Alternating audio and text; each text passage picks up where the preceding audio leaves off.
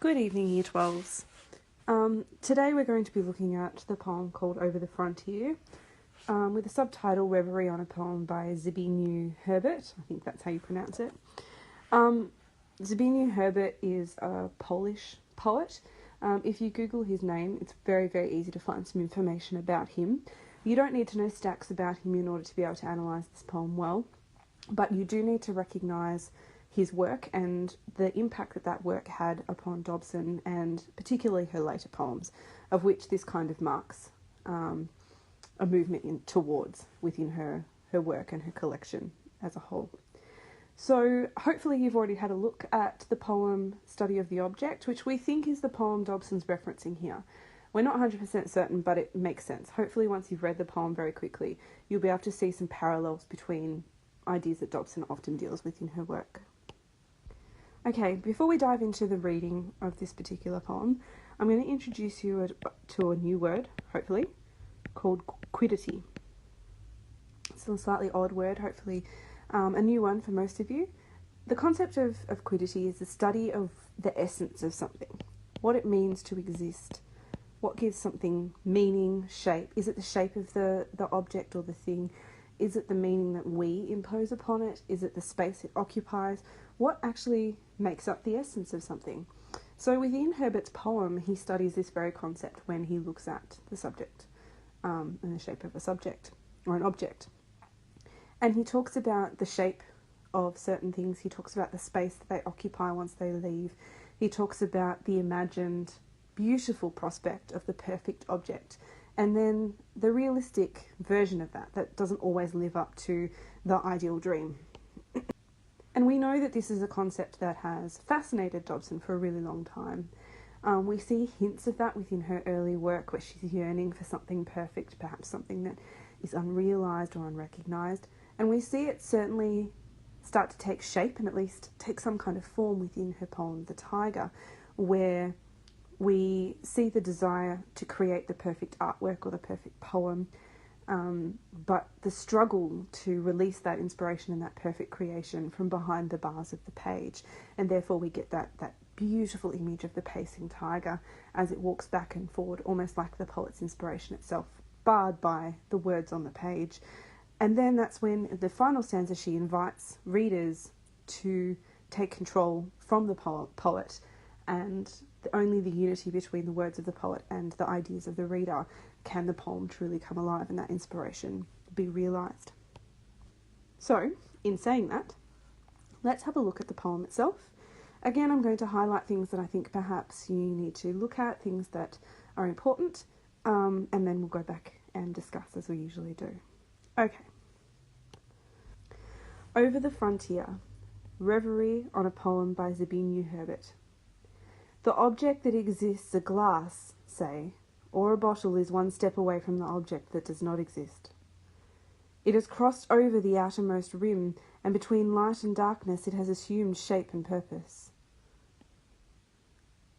And the poem that exists will never equal the poem that does not exist. Trembling, it crosses the frontier at dawn from non-being to being, carrying a small banner, bearing a message, bringing news of the poem that does not exist. That pulses like a star, red and green, no colour, blazing white against whiteness. Listen to the universe. Those are the possibilities of order, buzzing and humming. The outline of non-existence can be held by the inner eye.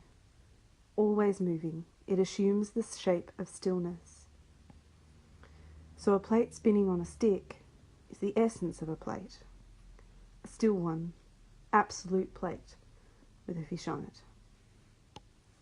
So first of all, I'd like to draw your attention to hopefully something you've noticed already, the repeated use of enjambment throughout this poem, particularly in the first two stanzas, where we see thoughts and ideas run together, where we see ideas and concepts spill over from line to line, suggesting perhaps an erraticness of thought, perhaps thinking a sense of urgency, a lack of control. There's a whole bunch of different things that you could interpret from those enjambed phrases and sentences throughout the poem. So it is really important to look at those in those opening stanzas and then contrast that in particular with the slightly slower pacing of the second two stanzas. So if we look at the punctuation at the end of these sentences, we have commas, we have full stops, we even have a hyphen here, which slows the action down. So if we look at that, we have this kind of tumbling, spilling sensation at the beginning of the poem where everything is just kind of rushing forward, perhaps urgently trying to articulate a sense of thought, a sense of inspiration, to put forward the object that does not exist and trying to make it exist, as she alludes to here.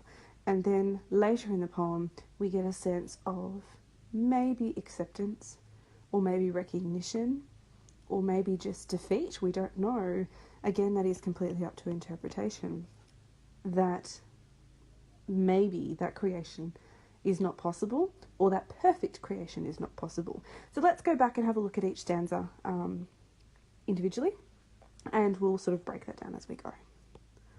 So let's start off with the word frontier.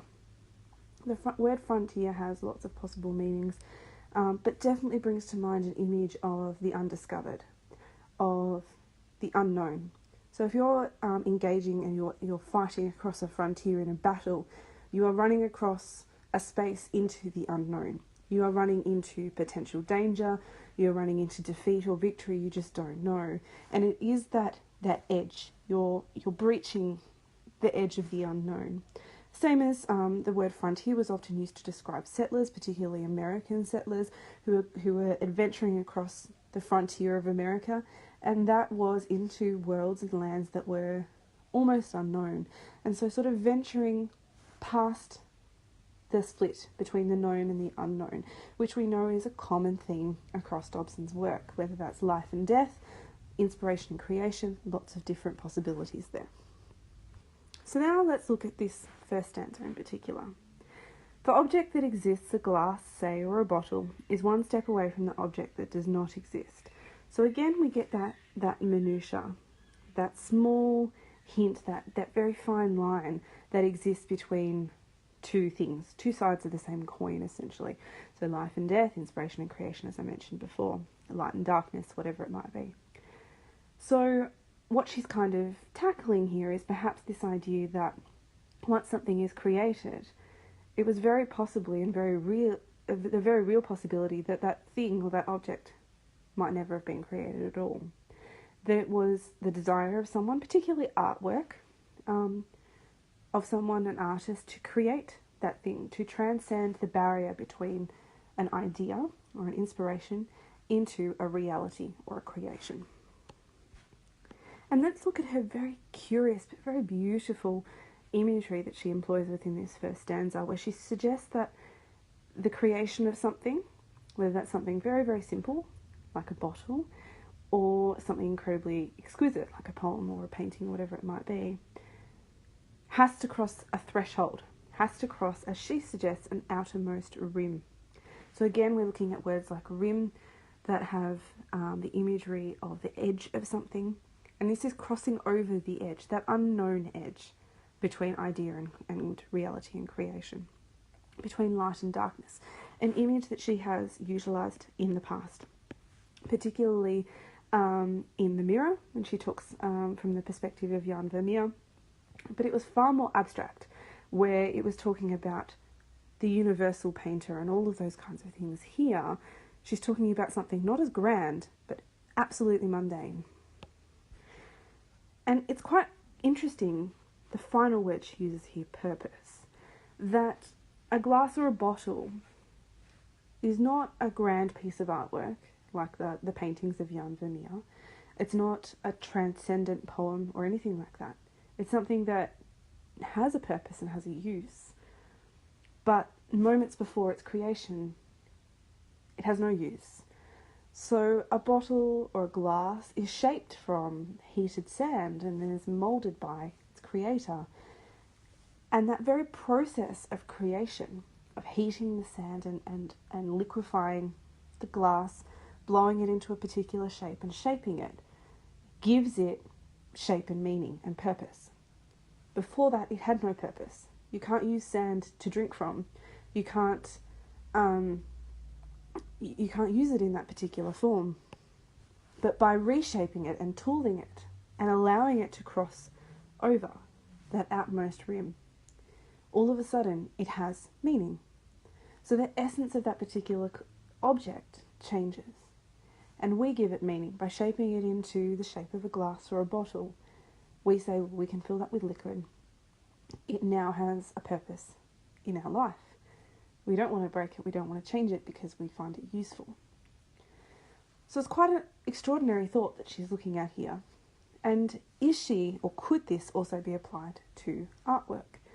Now, probably as astute readers of Dobson's poetry, we certainly could make that assumption. That in the same way that we shape sand into molten glass and then glass into a bottle or a glass that we drink from, in the same way when we create an artwork, we take canvas and paint and transform it and give it meaning into a painting.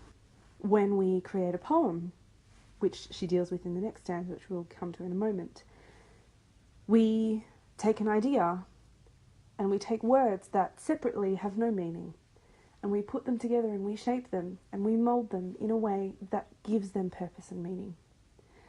So whilst this poem does not have the kind of fantastical abstract element of her earlier poems that are almost lyrical, have slight epic qualities like The Ship of Ice, etc., this poem is a lot smaller, it's a lot shorter, but begins to deal with the very realities of creation. Whereas poems like The Mirror, The Tiger, The Painter of Umbria, they all deal with this universal struggle of the poet trying to find the right words and trying to break free and be understood and create the perfect artwork. We could potentially suggest here that she's still grappling with all of those thoughts, but it's a slightly more mature approach, where she's not saying, if only, if only. Instead, she potentially is saying, this is the reality. If only I could create the perfect artwork, if only I could realise my inspiration. But instead saying, my inspiration will never be what I want it to be. My creation will never match my inspiration. And there's a sense of maturity in her approach here. Now, you could argue that that's quite a pessimistic outlook on things, that's saying, oh, she's kind of given up on her dream of creating the perfect artwork. Or we could say that this is a very thoughtful and reflective moment in her life.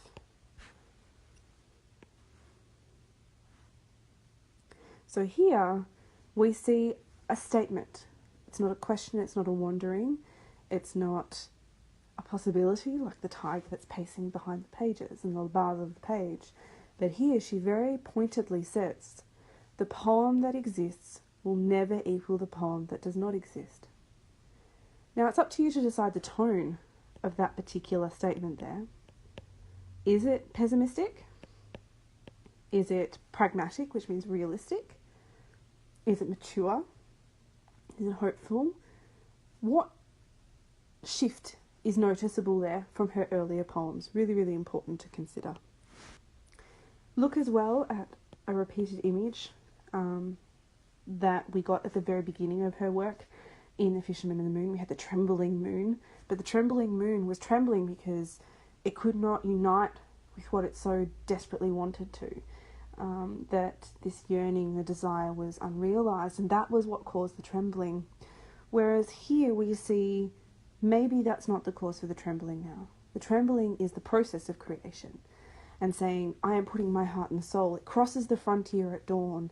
Now, that could be waking up from a dream. It could be saying, I have an idea, I'm going to dare to put it into life now. I'm going to try and paint my idea. I'm going to try and put my poem into words. I'm going to try to articulate what I'm thinking. That could be the cause for the trembling, the actual creation now, rather than the yearning.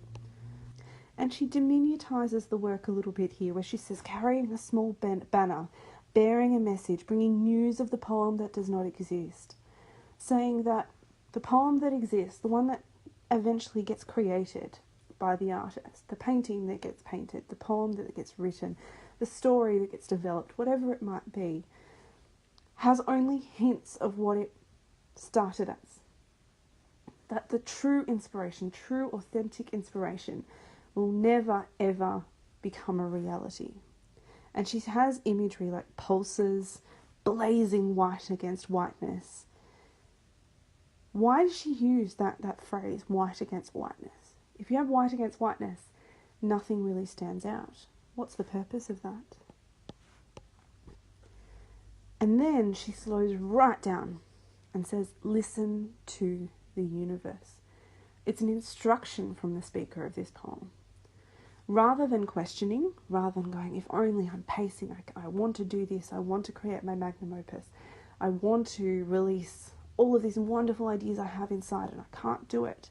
Instead, the speaker is saying, wake up, look around you, listen to the universe. Those are the possibilities of order, buzzing and humming. That there are possibilities maybe in creation. That whilst your creation may not match the inspiration, that does not necessarily diminish what you come up with. That even though it does not match what you have in your mind, that it still might be beautiful in its own right, or it still might have possibilities and wonderful opportunities in spite of that. Look also at the contrast between the colour there and the words, and it's a very visual kind of concept here, and then here it's a very oral sensation where it's talking about sounds, buzzing and humming. Why does she contrast visual and oral? What's the purpose of that? Does that mark some kind of transition for her? Now let's look at the final stanza. The outline of non-existence can be held by the inner eye. Now the inner eye is often what a lot of people refer to as kind of your mystical sight, the insights of your brain, so your consciousness. It's not something that is physical, but it's something that exists within you. It's kind of a mystical kind of concept. But this idea that the things beyond the stuff we can touch and see and taste and smell are the things that exist within our mind. That our memories of our loved ones, our inspiration, our perception of what it's like to exist in a world not like our own imagination, that all exists within our minds. That's something we can see. It might be seen as real to us as the things that we touch, but it exists only within our own subconscious. And here we see again that crossover, that crossing of the outermost rim, that moment of creation, where things that exist within our inner eye, those things that are moving and buzzing and humming that she talks about here, all of the colours that pulse and move, and the possibilities of what could be, have to eventually take shape. They have to stop moving and actually form. Now that form may not, and probably will not, as she suggests, be the best thing. That it's never going to equal the one that we have within our inner eye. That the non-existence is always going to beat the existence we have here. Our dreams, our aspirations, our inspirations are always going to beat the reality that we conjure up. The painting we paint, the glass we blow, the poem we write. Always going to beat it. But, as she suggests earlier, she does say, doesn't matter, that movement has to still. We have to create something from those possibilities within our mind. So she says a plate spinning on a stick, the one that we have in our mind, the idea of what the ideal plate is going to be, is the essence of a plate. It's the idea, the thought, the inspiration of what this plate will be. But it eventually becomes a still one, an absolute plate, with a fish on it. So as much as we have grand aspirations for our ideas, our thoughts, our inspirations, eventually they must have purpose. And the purpose becomes what we give to it. So the idea of this spinning plate, saying I'm going to create the best plate ever, it's going to be extraordinary, I'm going to bang the metal into this, or I'm going to shape the clay into this particular shape. When we actually do it, it becomes a plate that we serve fish on and we eat from it. So just like a poem can be this grand, extraordinary idea. When it comes out on paper, it becomes a poem and we read it and we study it, and our reactions to it are what gives it meaning. So for one person, a poem could have no meaning. It could be useless. It could be the most extraordinarily boring thing that you've ever read. Whereas for another person, that poem can be life-changing. Just like a painting or a song or anything, really. But I think perhaps what she is tackling here, and what Herbert is sort of touching on in his poem as well, is the essence of that particular object. And that essence is, of course, the tangible, the thing that it comes out as after we've created it, but also, and perhaps most importantly, the meaning that we project onto it. Why is it that a chair becomes important? It's because we can sit on it. But really, it's just bits of wood and nails stuck together. Or why is a painting able to move us to tears? Realistically, it's canvas with paint on it. What is it that allows us to have a connection? And I think that's kind of what both of these poets are exploring here, which is a really beautiful thought, I think, in particular. So when you look at this poem, I really want you to think back to those earlier poems, like The Fisherman and the Moon, The Painter of Umbria, The Mirror, The Tiger, any of those ones where she's kind of thinking, oh, if only I could reach out and grasp what I know is there but I can't touch. If only people understood my true meaning. If only my absolute best idea could be created and I could create my magnum opus, I'd be able to die happily. Here she kind of comes to terms with the fact that maybe that will never happen. You're never going to create what you hope to create, and that's just part of life, that's a part of reality. And again, I have to leave you with this thought. Is that a sad prospect, or is that a sign of maturity and acceptance? Thank you very much.